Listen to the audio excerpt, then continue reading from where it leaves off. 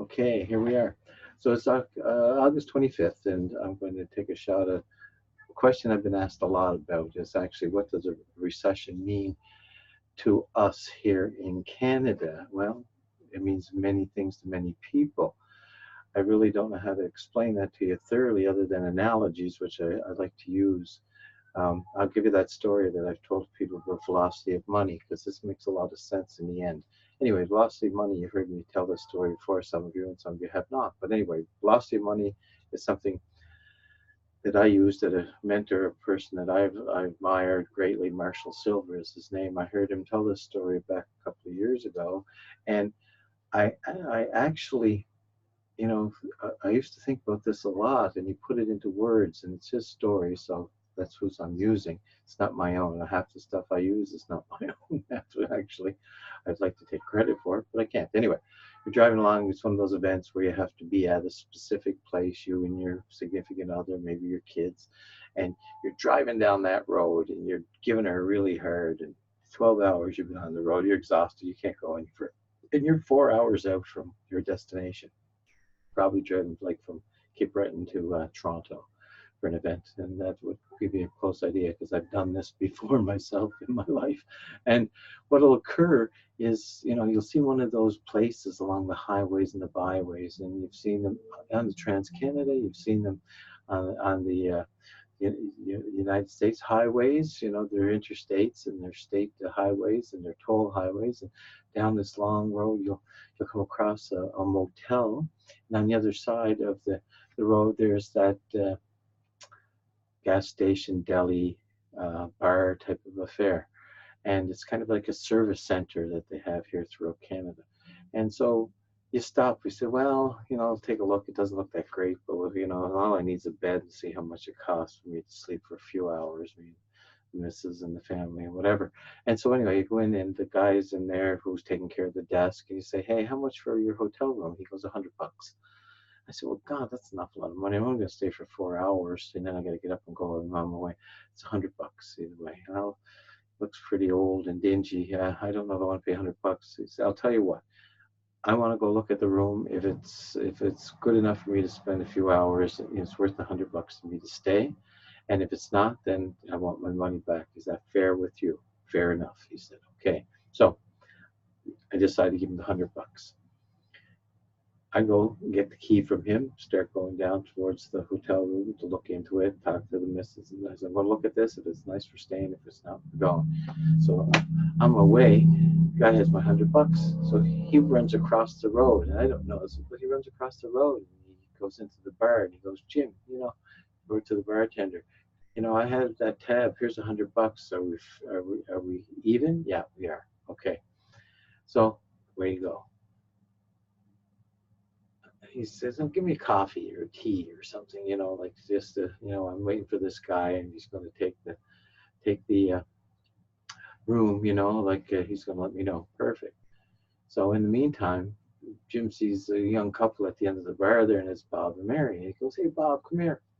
Look here, you did that brake job for me. I owe you $100. So I'm going to give you this $100.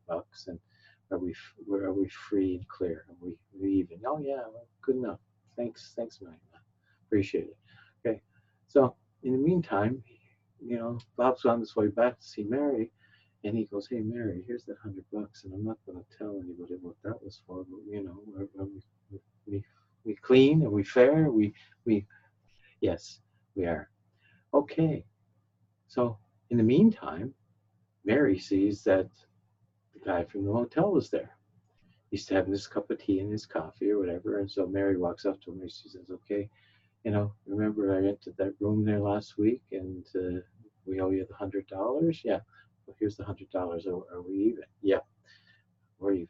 Okay. In the meantime, the motel keeper sees that I'm heading towards the office. So he runs across the road and says, what do you think? He said, nah, you look pretty bad. I'm just going to keep driving. He says, okay, here's your $100. Now, the thing is, everybody there, their debt got serviced. Their debt got paid.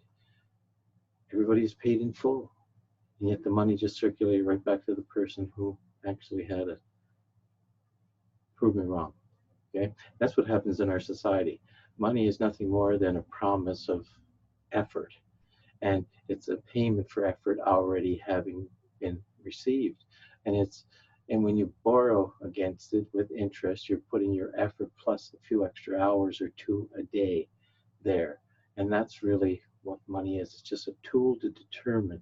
Once upon a time, they used gold, they used salt, they used all kinds of ways for determining what money was worth. But money without velocity has no value. If it's not moving, if it's stagnant, and that's what's happening in a lot of our society, I think. I'm not an economist, I'm just telling you what's going on, in my opinion. There's a lot of people with a lot of wealth, but they're not putting it to work. So if they don't buy a couch or a house or a boat, or then the people that make the couches or the boats or the houses don't get to work because there's less work going on. And so in a recession, what occurs is that velocity of money slows down quite significantly. And when that occurs, then you hear companies talking about cutting back, you know, tightening their belt, making themselves more streamlined and that type of affair. And so less building goes on, less commerce goes on, less trade goes on with other countries and other venues that trading happens at, and it gets bad. And so I hope that you're prepared for that, because that's what occurs. So and the reason I say that, because right now, like, I'm going to give you a little instance, because there's a thing called inflation, which is really exciting and interesting in itself. Back in 1999, $100, and there's a calculator online, you can always get this and show it, in today's money was worth $148 today, $100 in 1999. So it went up by 40%. Now, the average income in Canada back in 1999, 2000 was $25,400. Okay, per Canadian on average. The average household, which was two working families, could be even more, was $50,400 of sorry, $50,800 in 2000. I'm sorry.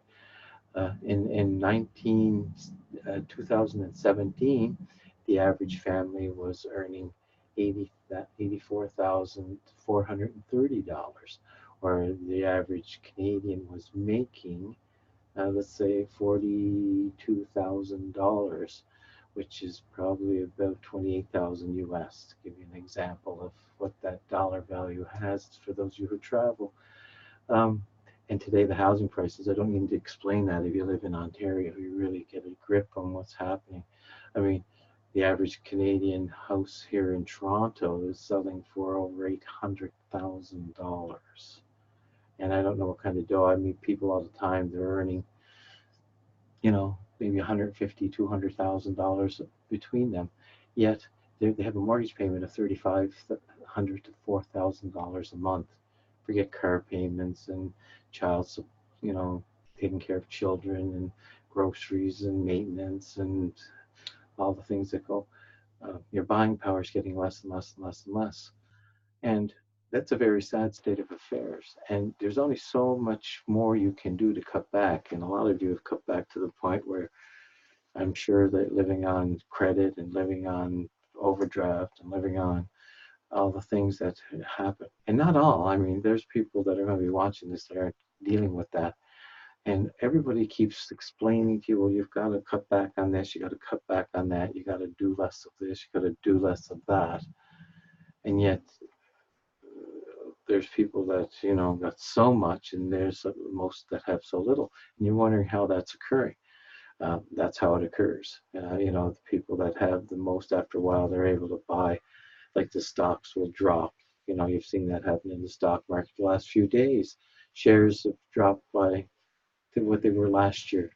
Some people say, geez, I wish I could have got this, that, what I got for my house last year. It's all relative to supply and demand. But when a recession happens, and then this is a global recession. This is not just an economic recession for a country. This is a global, because our economies are so intermingled. The gas that they take out of the ground in Alberta and is shipped to wherever it is, and they'll give back this, and we buy stuff from them, whether it's commodities of whatever it may be, bananas, who knows. But there's the trading that's quite intricate, the commodity trading. And so you hear about stocks and bonds, and most people in Canada don't have them unless they have them in an RSP and a mutual fund thing.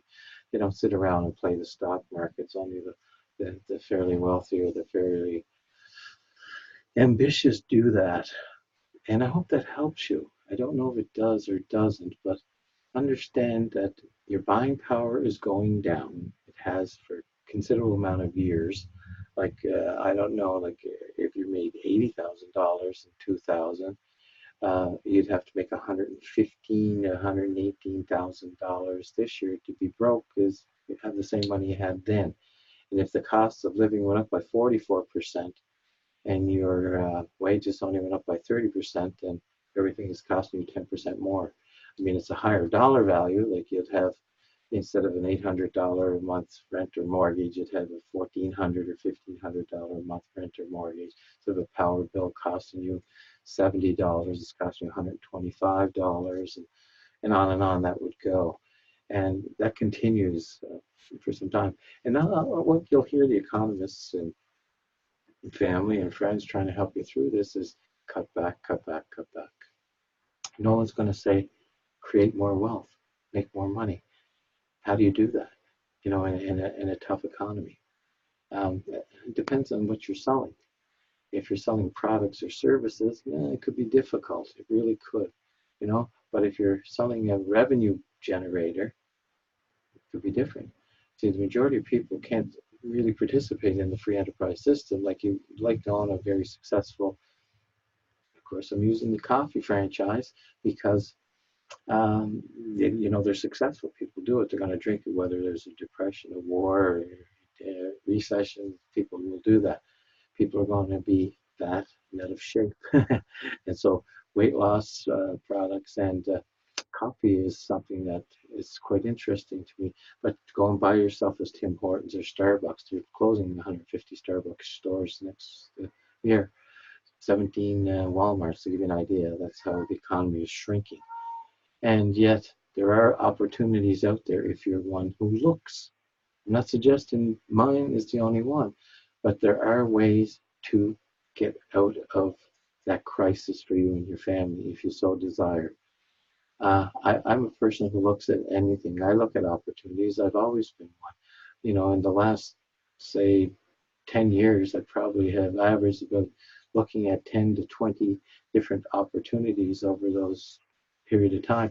Not that I actually look into doing them personally, because most of them are worth the powder to blow them to hell. There's some very, very important things that I look for, that it's not new, it's not a theory, it's actually a proven successful commodity, that it's not already saturated, it's not already, there's a lot of things I look at how they pay, if it's done just in Canada or is it seamless, can it be shipped internationally, that type of thing.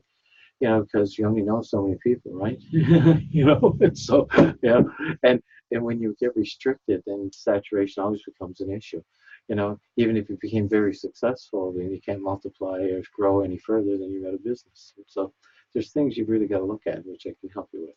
Anyway, I hope this helps you with the velocity of money fact, and even if you got a lot of money, and all of a sudden, its value, it will get devalued in due time. Well, it has to with inflation. If it sits and it's not making any money, because they're not going to give you any interest, that's what they're looking at. If they even lower the interest rate to boost the economy in the U.S., that means that if you're a person who's trying to make money on interest for money you've saved over these decades, whether it's in mutual funds or anything for pensions and all that, you'll find that there's not going to be a great return on your investments. And if you're a person like that, if you have no time but you have money, I can show you some things that you can do with that too, that can make you some significant income. This business grew from 700,000 a month to 8 million a month in the past year. That's some awesome growth, even in very tough economic times. Why? Weight loss, Coffee. Weight loss, coffee. Look into like what it would cost on Jenny Craig's, or and most of them you have to buy certain foods. It restricts the market. Um, Coffee is a coffee, and if it actually works, it probably has some bearing on success. You'd think, eh? Anyway, just food for thought. Hope it helps you with. If anything else, I hope it gave you some good ideas about money and how it works. You can tighten your belt, but sooner or later, if you've tightened it to the last notch, you got to start making holes, and something's got to go. Something got to go. Anyway, talk to you soon. Bye.